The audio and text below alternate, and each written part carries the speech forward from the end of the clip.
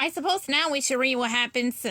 Let's see, when Daphne manages to escape the whirling wraith. Daphne backs away from the spinning specter. It howls with an ear-splitting shriek. It follows her across the room. Daphne desperately looks for a way out. Suddenly, the gleam of a crystal doorknob grabs her attention. I don't remember seeing that door when I came in here, but I'm sure glad it's here now, Daphne declares as she runs towards it. The ghost wails and chases Daphne as she sprints across the room. She grasps the crystal knob and pulls the door open. As soon as Daphne reaches the next room, she slams the door behind her and leans back against it. Suddenly, there is silence. Jeepers, I found a phantom menace instead of a phone, Daphne gasps. There is no sound coming from the room she just escaped, and Daphne isn't willing to go back and find out why. She looks around the room she's in and sees that it's full of musical instruments.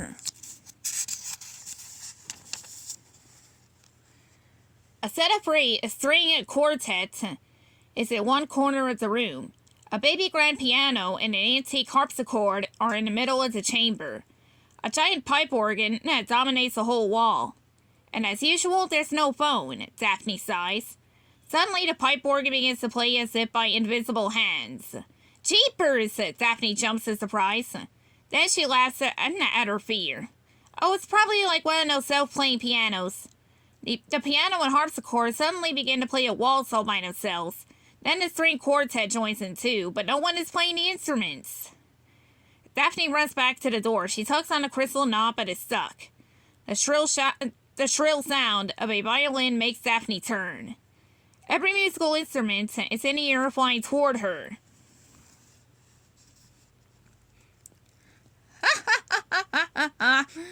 Oh, welcome to the widow's nest. No, let's see, the Black Widow, that is. Oh, wait, no, what, whoops, I think that's the wrong page. Sticking to Daphne's fat for now. Turn to page 82. Man, I'm really not used to going to have to flip through multiple pages to continue a story. Daphne ducks as the violin smashes against the door right above her head.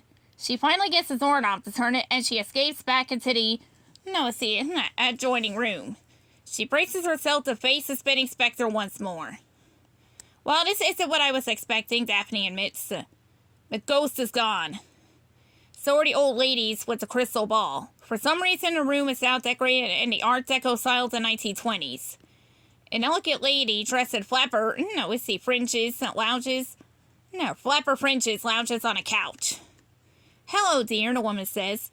Are you here for the party? No, I'm just looking for the phone, Daphne sighs, not expecting to find one.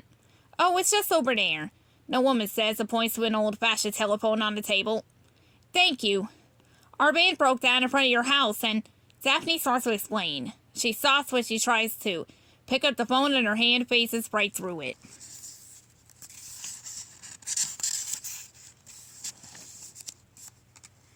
Now, jeepers!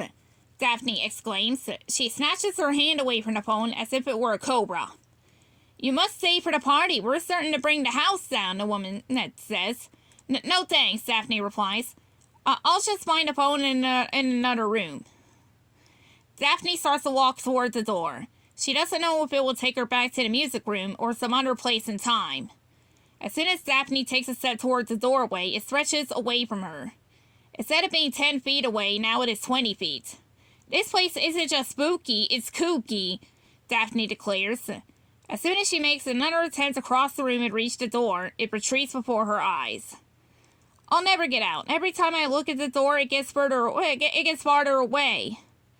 Daphne realizes. What if I just don't look at it? Daphne opens her purse and tosses the contents toward the door. A collection of objects lays on the floor in a straight line. Daphne bends to pick up the first item, then the next, and the next. She concentrates on retrieving the objects one by one like breadcrumbs and slowly makes her way across the room. Once Daphne has the last item, she shuts her eyes and gropes for the doorknob. She twists the doorknob. Daphne falls through the doorway and feels herself slide across marble tiles. When Daphne opens her eyes, she sees a handsome man. Hello, I'm Redmond Lafleur, he introduces himself. Welcome to my home. Jeepers, you have a strange home, Mr. Lafleur, especially the West Wing, Daphne says. You must be mistaken. There is no West Wing. Redmond reveals. It burned down in the 1920s. There was a wild party. I suppose all of Daphne's routes are done. Let's cover some of the rest of Mystery Inc.'s paths. I suppose we go back to Fred here. If Fred decides to go right, turn to page 52. I guess I have a 50-50 chance of finding a way out of here no matter which direction I go. Fred shrugs and turns to go down the path on the right. The hallway gets darker and gloomier with every step Fred takes. Soon it is almost impossible to see where he is going. There is a faint rectangle of light in the distance, and Fred heads towards it. I sure hope that's the way out of this place, Fred says. I don't want to be stuck in here forever.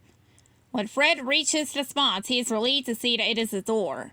He's at the bottom of a staircase, and the light is coming from the top of the stairs. Suddenly, he sees a human-shaped shadow move at the top of the stairs. Hey, hello, Fred shouts. How do I get out of here? Fred runs up the staircase, but no one is there when he gets to the top. Fred scratches his head in confusion. I saw somebody. No, let's see, Fred says. Hello, is anyone here? Suddenly, Fred hears a strange sound. At first, he thinks it's a moan. Then he realizes that it's someone calling his name. No, Fred? Fred? The distant voice wails. A chill goes down Fred's spine. The voice doesn't sound human to him. That sure sounds spooky. Maybe I'll keep looking for a way out on my own, Fred decides. Fred starts to walk down the passageway, but as he moves ahead, the voices get closer.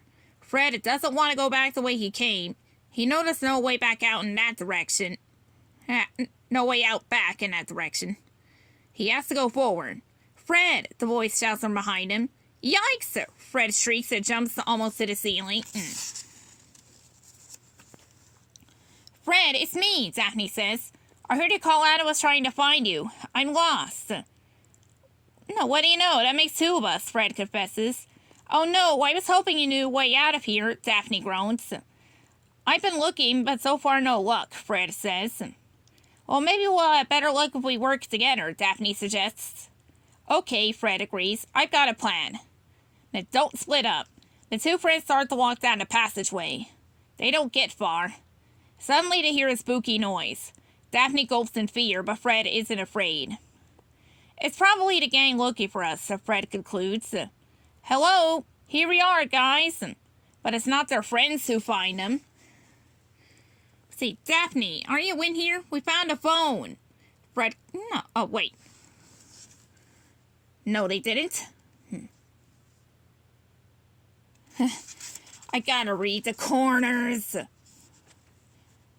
Fred and Daphne find themselves face to face with a ghastly ghoul. It raises thin skeletal arms draped in tattered robes. Bony fists grip thick chains that drip with oozing moss. Yeah! Fred and Daphne yell. No, let's see. Wah! The ghoul shouts back with a gust of icy breath. Daphne's hair is blasted by the creature's arctic shriek and freezes into icicles. The air around Fred turns to snow and whirls around like a tornado. When it stops, Fred looks like a snowman. Oh no, what happened to my hair? Daphne asks as her fingers feel all around her head. The ghoul pulls out a mirror and shows Daphne what she looks like. The ghoul laughs at her. Daphne is not amused. Her face turns red as steam starts to erupt from her ears. Suddenly, all the icicles in her hair explode. Shards of ice fly in every direction. Some shatter against the ghoul. Other pieces shred the snow around Fred and free him. Never insult Daphne's hair, Fred says. The creature gulps and tries to flee, but Daphne stomps on the hem of his ragged robes. Not so fast, mister, she declares. Daphne, what are you doing? Fred asks. If there's one thing I know, it's hair and makeup, Daphne says. And because of that, I know this ghoulish guy is a fake. What? Fred and the ghoul gasp at the same time. Daphne strides around the ghoul and inspects the creature as if it were a fashion model about to walk the runway. First look at its outfit, Daphne demands as she flips the flimsy tatters with her fingers. Rags? Really? How cliche. And it's not even good fabric. Now look at the makeup. Real ghouls don't wear makeup. Okay, I'm not a monster, I'm a human, the ghoul confesses. He wipes off his makeup with his sleeve. Who are you? Fred asks. My name is Bedford LeBlanc, and I used this ghoul disguise to scare my cousins out of the mansion, the man admits. We don't get along very well. My plan was working until you mentally kids showed up. Once you tell my cousins about this, I'm doomed. Oh, you're doomed, all right. If you don't make a hair appointment for me at Chez na coiffeur, Daphne says as she glares at Bedford with furious, fiery eyes. Yes, ma'am. Bedford agrees sheepishly as he leads into the way out of the secret passageway.